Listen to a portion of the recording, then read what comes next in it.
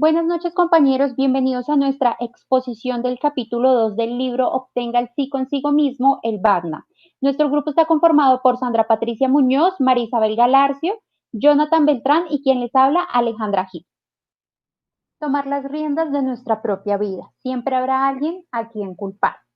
Normalmente cuando atravesamos alguna situación a lo largo de nuestra vida tendemos a culpar a los factores externos o a las demás personas de lo que nos sucede, evadiendo así nuestra responsabilidad por nuestros actos. Según el autor de Obtenga el sí consigo mismo, la responsabilidad es muy importante, sin embargo, esta debe venir acompañada de un proceso de autoanálisis, es decir, una introspección desde lo más profundo de nuestro ser para realmente comprender qué es lo que nos sucede y cómo podemos tomar las riendas de nuestra vida. Es importante tener en cuenta que esta responsabilidad debe venir acompañada siempre del autoanálisis, ya que si solo asumimos la responsabilidad vamos a caer en un estado de culpación en el que siempre vamos a estar mirando atrás y preguntándonos cómo hubiéramos hecho las cosas de una mejor manera y esto evitará que avancemos en el camino. A la vez, si solo nos autoanalizamos, vamos a caer en un estado de victimización en el que vamos a seguir culpando a los demás.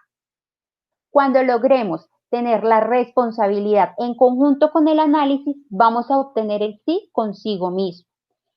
A la vez, es importante aceptarse a sí mismo, entender que somos seres con defectos, con errores, con virtudes y con éxitos.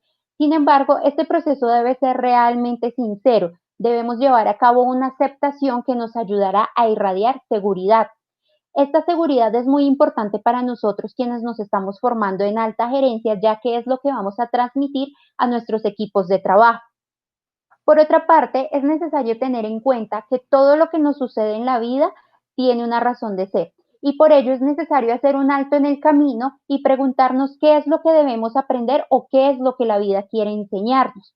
Asimismo, es importante tener en cuenta de que no somos dueños del destino ni somos responsables de las situaciones que nos suceden y que si bien es de tener en cuenta que hay personas o factores externos que influyen, nosotros tenemos el poder de decidir cómo vamos a responder frente a esas situaciones y asimismo cuál es la experiencia que queremos vivir.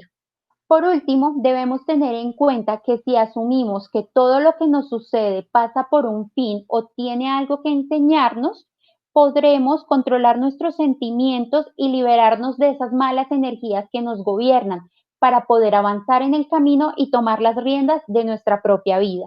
Con esto podremos de alguna forma obtener el sí consigo mismo para obtener el sí de los demás. Además de tomar las riendas de la propia vida para obtener el sí consigo mismo, también es necesario ser dueño de sus relaciones. Debemos realizar un autoanálisis detenido y consciente acerca de cuál es nuestro aporte en una relación, pues es muy fácil responsabilizar a otros de los aspectos no tan positivos que puedan existir y llegar incluso a victimizarnos frente a determinada situación por nuestra incapacidad de asumir la responsabilidad de nuestros actos.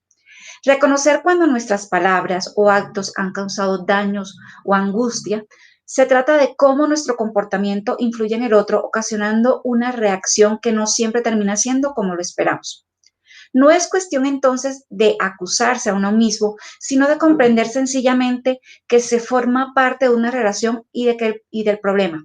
Resulta más útil ser consciente de que se necesitan dos para un conflicto y solo uno para transformar la relación. Rosemary, y dando continuidad a la presentación que vienen dando mis compañeras respecto al segundo capítulo del libro Tenga un sí consigo mismo, aquí el autor William Ury nos habla sobre el desarrollo de nuestro ADN interior. Dejar de culpabilizar a los demás y ser responsable de nuestros propios actos. Nos hace referencia a ese yo interior, a ese compromiso consigo mismo, de darle sí a los demás, sí a la vida y sí a uno mismo. Partiendo de eso, él nos habla de que debemos ser dueños de nuestras necesidades, siempre partiendo de hacer un análisis interior. Nos dice que siempre este tema lo hablaba con su compañero Robert Fisher, en donde habla de ese Vatna interior y de ese Vatna exterior. Ese Vatna exterior como el máximo poder de negociación, como la mejor alternativa a un acuerdo negociado. Siempre ese Vatna exterior va a buscar satisfacer los intereses en caso propios en caso de no llegar a un acuerdo con la otra parte.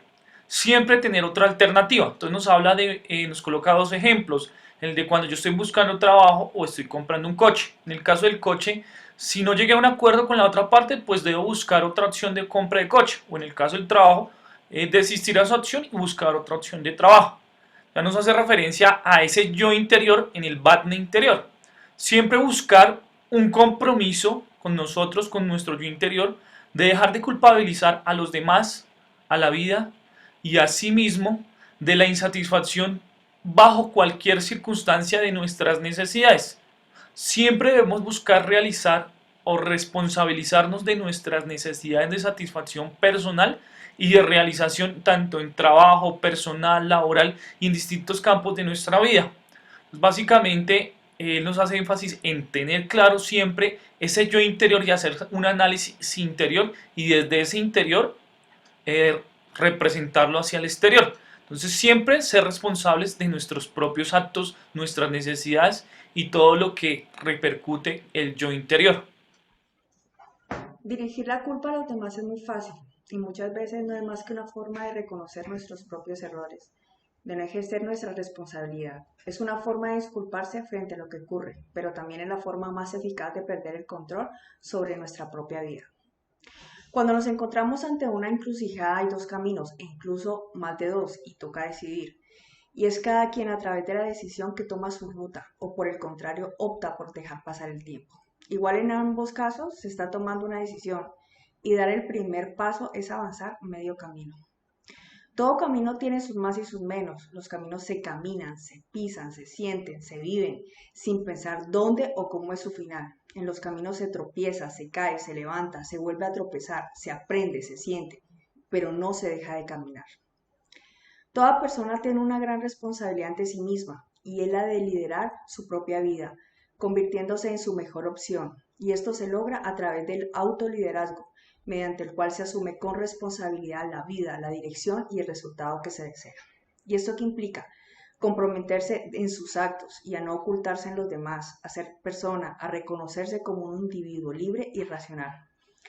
Cuando hablamos de tener poder nos referimos a tener la capacidad de tomar decisiones, de realizar acciones, de conocer determinada información o de tener una determinada capacidad.